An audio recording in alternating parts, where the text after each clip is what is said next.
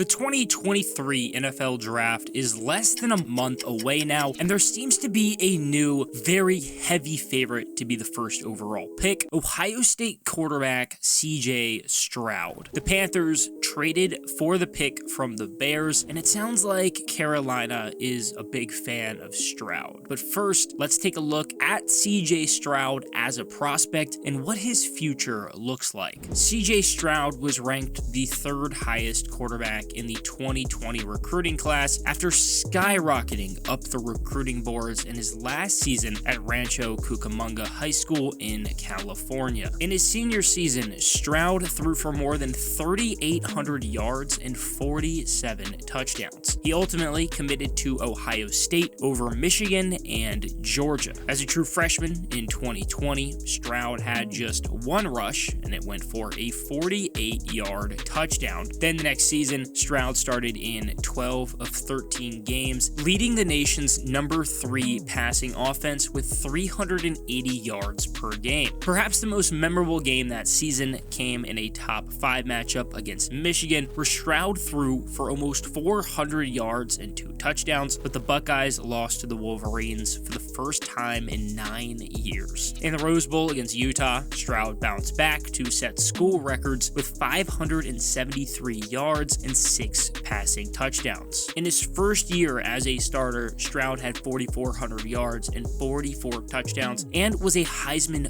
finalist. His stock was sky high after a great season, and he did follow it up well in 2022. Stroud started off his season with a nice win over Notre Dame, where he threw for 223 yards and 2 touchdowns. And while Stroud's numbers weren't as crazy as the year before, the Buckeyes were still undefeated, at least heading into a big rematch against number 3 Michigan. Stroud passed for 349 yards and 2 touchdowns, but he had his only 2 interception game of the year in a tough loss. That does mean that he never beat Michigan as a starter, which is pretty wild to think about. Despite missing the Big Ten championship, Ohio State still made the playoff, and they faced Georgia. Stroud finished his final college season with more than 3,600 passing yards and 41 touchdowns, and was once again a Heisman finalist. CJ Stroud is a pretty basic quarterback. He fits well with the traditional passer at 6'3" and 220 pounds. He has the instincts and the knowledge to go through his reads and know defenses. Stroud's a leader. He has elite intangibles. And past that, CJ Stroud absolutely has the talent on the field and has an elite arm. He has great ball placement, and he can attack defenses anywhere on the field. He really is just so accurate, and more importantly, he has a really good arm and good arm strength. Maybe it's not as actually strong as Anthony Richardson and Will Levis, but it's way stronger than Bryce Young's. I don't think it's more accurate though.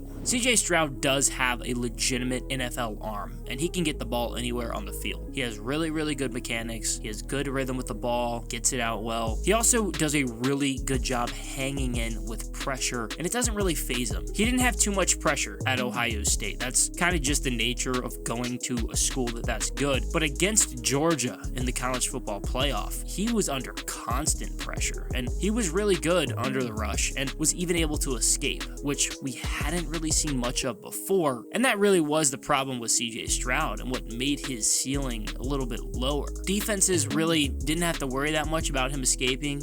He is fast and agile, but for whatever reason, he just isn't great at escaping the pocket. And that's going to be a big question because, he won't always have such an elite line in the pros. Stroud had a lot of luxuries at Ohio State with a good roster, elite wide receivers, and a pretty quarterback-friendly system. So you can kind of throw all that out the window in the NFL, but his film does still show a lot of promise. CJ Stroud simply makes pro-level throws. He shows time and time again that he can make those throws, and I think my favorite one last season came in that loss against Michigan. That was rough, but Stroud has a running back in the backfield to pick up the rush. 1 wide out to the right and 2 to the left, including Marvin Harrison Jr., who, oh my gosh, he's incredible, but this isn't about him. Harrison is going to run a vertical, and CJ Stroud hits him in the perfect spot. It's over the back shoulder, and really only where Harrison Harrison can get it. It's an NFL level throw, and it is glorious, and there's so many examples like it on film. Now, the most important part of his game is his ability to deal with pressure, which he really didn't have to do much of at all at Ohio State, but there were some good examples of how he responded. There was one specifically against Michigan State, where I thought Stroud did a really good job of hanging in the pocket and making a great throw despite getting drilled. There were 5 guys out, 3 left, 2 right. One rusher somehow just gets completely free, and Stroud is able to hang into the pocket and deliver a great strike to Marvin Harrison Jr. over the shoulder next to the sideline. Just a beautiful throw and a really impressive display by Stroud. Overall, that Georgia game was the best example of what Stroud could be. That Georgia team was so stacked, and Stroud still looked good against them. Early in the second quarter, Stroud got swarmed, and he made a great play to not only escape the pressure, but then find a wide open Marvin Harrison Jr. in the end zone. He did also take off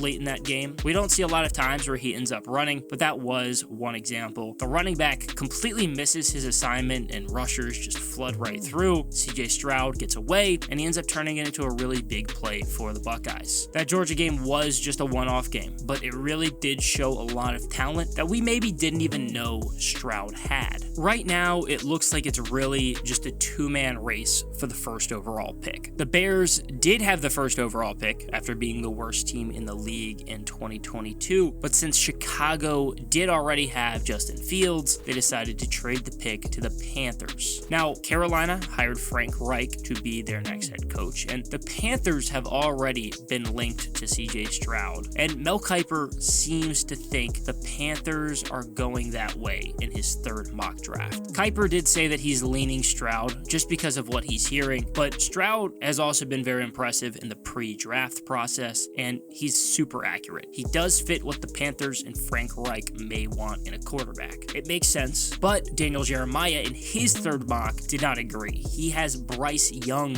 first overall. I know Anthony Richardson and Will Levis have been thrown out there at random times, but it really does look like it's just between Stroud and Young. Jeremiah thinks Carolina will do its homework on the first pick, and ultimately Young is the best of the bunch. That would leave CJ Stroud on the board for the Texans at 2. Houston has some solid pieces on offense to work with, and Stroud would likely be the week 1 starter. It seems pretty clear to me that CJ Stroud is going to be the first overall pick at this point. It seems like the Carolina Panthers love him from most reports, and it makes sense why. I think he's potentially the number 1 in the class. I wish he had the mobility and escapability of Bryce Young, but Stroud does have the good size and a much stronger arm, and that may push him to be that real number 1 in the class. Short of the Panthers trading away that first pick, I'd expect CJ Stroud to get his name called first on April 27th, and Vegas agrees. He's the heavy favorite. I think you have to give the Panthers a lot of credit for really going for it and trading up for that pick to get who they truly believe is the best in that class, and there is a solid argument that CJ Stroud is the best option for Carolina. Frank Reich clearly preferred bigger quarterbacks in his time in Indianapolis, and Stroud might fit the system that he wants just a lot better. The Panthers have a solid line, and I feel okay about a rookie behind that line with Akeem Ekwonu and Taylor Moton at the tackle spots. Not having DJ Moore anymore after the trade does hurt, but I have a lot of confidence that the Panthers are going to have the pieces and the coaching to be able to develop CJ Stroud. And hopefully it all works out, because CJ Stroud has the talent to be a very good NFL quarterback.